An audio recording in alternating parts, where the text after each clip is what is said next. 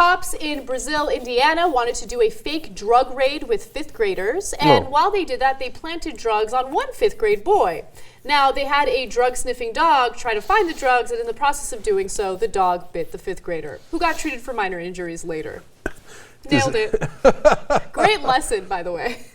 Well, you see that in the real world, if cops plant drugs on you, they might have their dog bite you as well. Well, lesson learned. Okay, and the lesson is avoid the cops. Okay. Unbelievable. So Police Chief Clint McQueen says, Max began searching the juveniles. The first male juvenile began moving his leg around as Max searched him. When the male began moving his legs, this is what I believe prompted Max's action to bite the male juvenile on the right calf. Okay, blame it on the juvenile. Well, he was moving his leg too much, so what are you going to do? Of course the drug-sniffing dog is going to bite. Look, after we planted the drugs on his fifth grade ass, he started moving his legs around, so obviously he had it coming. Okay. Now, normally dog bites man is not a story. Okay, that's what they teach you in journalism school. Well, in this case, it's definitely a story because it goes to how ridiculous our whole war on drugs is. Yep. Like, we got to get the fifth graders ready, okay? You know, this is a scary business, man. Here's the dog.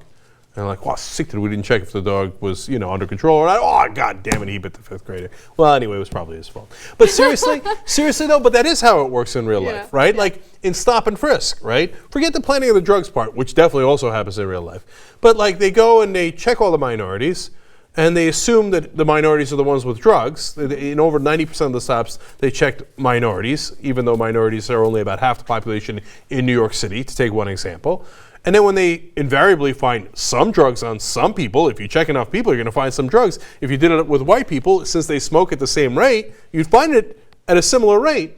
But they don't check white people. They check minorities, and then when they find the drugs, they're like, see, I knew it.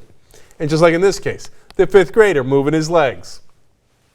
Knew it. What a waste of resources. I wonder how much they paid or how much money they spent on that drug raid lesson and how ineffective it was. I mean, just think about the DARE program. The DARE program didn't work. Think about how many people went through that program that not only used up resources, but took time away from the classroom and then ended school only to do drugs. No, Anna, the DARE program worked. Nobody's doing drugs anymore. No one. No one. DARE, mission accomplished. Imagine at the end of the program, they run it for like 10 years. And they're like, yeah, well, look at that. Nobody's doing it anymore. Okay, we can pack it up now. And like I said, this particular program in Brazil, Indiana, which is an awesome name for a town, by the way. I'm going to go to Brazil this summer. Yeah. Brazil, Indiana. Little different connotation. This particular one did work. The kids now know the reality. Don't trust the cops.